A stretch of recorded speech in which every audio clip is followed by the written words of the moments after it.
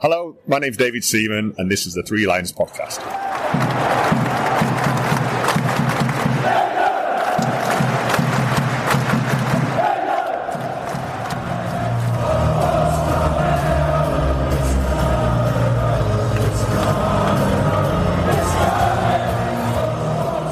Hello and welcome to the Three Lions podcast. My name is Russell Osborne and this is an independent England football supporters podcast. How are you?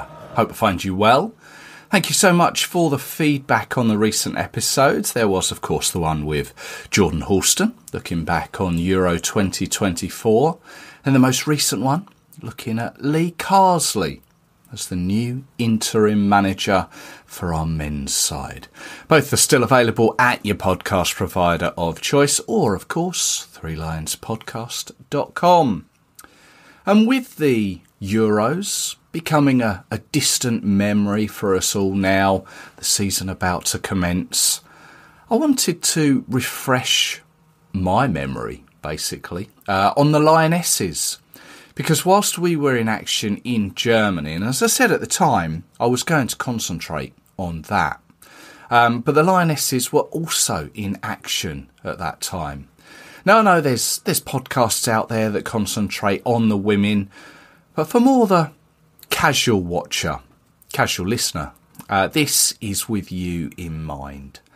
Now I last looked at the Lionesses back in April, when they were about to face Sweden and Ireland in their opening Euro 2025 qualifying matches. France were also in that group. So I thought, let's briefly cover those. Those matches, well, they were played in pairs in April, May and June and July. It really was. It was the 5th of April. I can't believe it was this long ago. It was a game I took my daughter to at Wembley. It was at home to Sweden. Now, it wasn't the best performance, with the game ending 1-1. Alessia Russo scored the opener, but basically we allowed Sweden to creep back in, and there they equalised. 4 days later, they crossed the Irish Sea to face the Republic of Ireland. First half goals from Lauren James and a penalty from Alex Greenwood saw the Lionesses come away with a 2-0 win and all 3 points. Now, at the time, the group table saw France top with 6 points and the Lionesses second with 4. On to late May and early June, that saw a double header with France. Now, that began with the home match played up at Newcastle St James's Park. Now, this was a similar time to when the men also played up at Newcastle in their game against Bosnia and Herzegovina. But back to the women. They took the lead through a Beth Mead goal, but the French replied with 2, taking all 3 points with a 2-1 victory. Now, the return leg took place in St Etienne in early June. This time, England had the bit between their teeth and they reversed that scoreline, winning 2-1 themselves thanks to first half goals from Georgia Stanway and Alessia Russo. France was still top of the group, now with 9 points. England with 7. However, Sweden had won both their games against Ireland in the same period, so they also had 7 points. It was getting close. Into July, and the final games were played. Qualification could still go either way. Basically, the top 2 in the group qualify for Euro 2025 in Switzerland, and the third place goes into a playoff. Now, we faced Ireland at Carrow Road in Norwich. France would play Sweden in matchday 5. And just as they had done in France, Georgia Stanway and Alessia Russo scored the goals on a damp day there in Norfolk, before Ireland scored a consolation with a minute left on the clock. France beat Sweden, meaning they remained top of the group by 2 points. Now, the last game for the Lionesses was away to Sweden in Gothenburg. Not the most spectacular of games, ended 0-0. But the game in Cork, Ireland, the Irish surprisingly beat the French 3-1. But the result didn't matter. France remained top of the group and England second, both qualifying automatically for Euro 2025. That's next year. Sweden third and would go into a playoff match in October. Incidentally, though, it was a game that brought to an end an impressive run. This is quite the stat. The Lionesses, prior to that game, had scored in each of their previous 21 away games. But the main objective was to qualify and have the opportunity to retain the trophy won in 2022. So, job done. Whilst it was 6 games with plenty of familiar names, there were a couple of new names Sarina Wiegman brought in for experience. Aggie Beever-Jones of Chelsea made her debut coming on as a sub in the victory over Ireland at Norwich. Tottenham's Jessica Naz also in the same game. Speaking of players, there have already been some who have moved clubs since the WSL season finished on the 18th of May. Let's just take a minute to go through those now. These are just the ones who have a connection with the Lionesses. Now, the first real big ones were Mary Earps, the goalkeeper, who left Manchester United to join Paris Saint-Germain. That was back on the 1st of July. And then on the 17th of July, Lucy Bronze, after 2 good years at Barcelona, winning pretty much everything there was to win there, including the Champions League, she has come home and joined Chelsea. Katie Robinson, formerly of Brighton, joined Aston Villa. She's a forward who has won 5 caps for the Lionesses. And whilst she left Brighton, in came former England favourite Fran Kirby, who left Chelsea for the South Coast side. Manchester City, well, they've had a bit of a clear out. Leaving there include Esme Morgan, who has joined Washington Spirit in the NWSL, the American League. Goalkeeper Ellie Roebuck has joined Barcelona, and Demi Stokes has joined Newcastle United.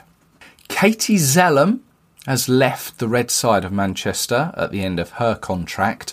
She has also gone stateside and joined Angel City. It's a side based in Los Angeles. And then the most recent was Jess Carter, who left Chelsea. She has also gone to an American side, Gotham FC. So when it comes to Sarina Wiegman calling up some players for the future games, and I'll come to that in a second, there's going to be a few making some transatlantic flights back to England.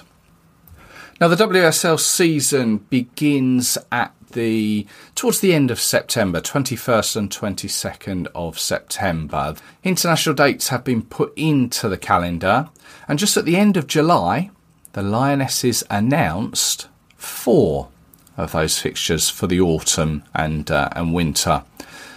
Qualification for Euro 2025 done and dusted, and no Nations League matches until February next year. Those fixtures, well, they're just friendlies. So penciled in the 25th of October, Germany at Wembley. Tickets are already on sale for that. Just head to wembleystadium.com, you'll find them there. 29th of October, South Africa at Coventry. You may remember that the Lionesses played Italy at Coventry in February 2023. I think that was one of the games in the Arnold Clark Cup. 30th of November, we return to Wembley to play the USA. Now that will be an interesting one, and I'll come to that in a moment. The 3rd of December, Switzerland at Bramall Lane in Sheffield. Of course, Bramall Lane holds happy memories for the Lionesses. The semi-final was played there for the Euro 2022 when they recorded a 4-0 victory over Sweden there. Now, I mentioned the USA at Wembley because I want to mention Emma Hayes. Now, Emma Hayes, back in early November of 2023, she announced she'd be leaving Chelsea at the end of the season to pursue other opportunities outside of the WSL and outside of club football. 2 weeks later, she was unveiled as the new coach of the USA women's national team. So just over 2 months into the position, she and her team had secured gold at the Paris Olympics. Congratulations to them. Of course, the Olympics wasn't something Team GB were in this time around.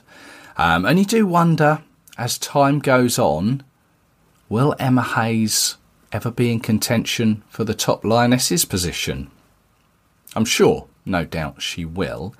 But yeah, this fixture, United States at Wembley on the 30th of November, will see Emma Hayes face England in those Wembley dugouts.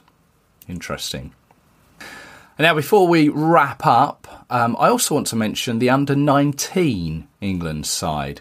During the summer, they took part in the under-19s Women's European Championships held in Lithuania. It's a competition that has been won by England, but you have to go back to 2009 for that victory. That was when the likes of Lucy Bronze, Tony Duggan, Jordan Nobbs, Izzy Christiansen, they were all part of that victorious team.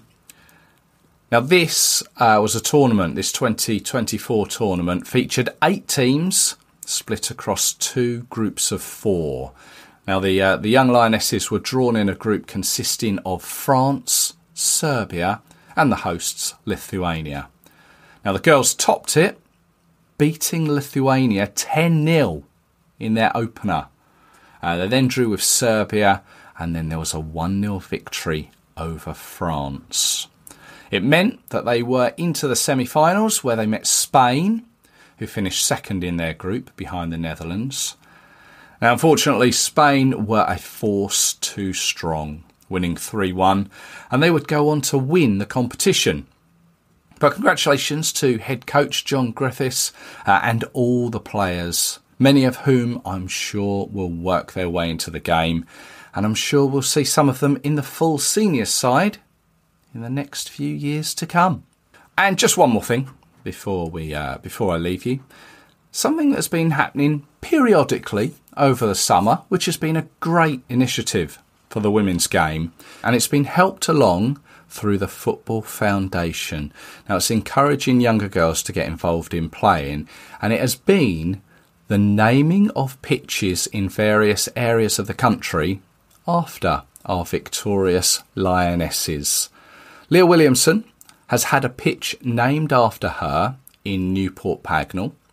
Farrah Williams had one named after her at St George's Park. Lauren Hemp has had one named after her in Horsford in Norfolk. And then there was the Millie Bright pitch in Sheffield.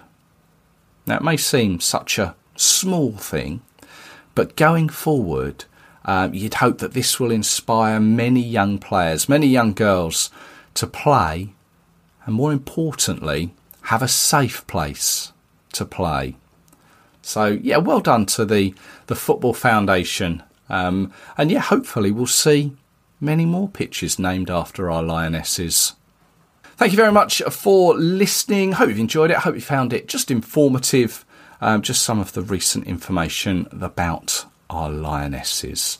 I will be back with you. I'm going to take a week off. I'm going away. I will be back with you very soon. I will be back in time for the senior men's games against Ireland and Finland. I'll be bringing you everything you need to know about those 2 games coming up. Don't forget, you can follow the show on social media. Just search 3 Lions Podcast. Give it a follow, give it a like, say hi. It's always good to hear from you. Send me a message. I look forward to hearing from you. So until then, take care of yourselves. Cheers.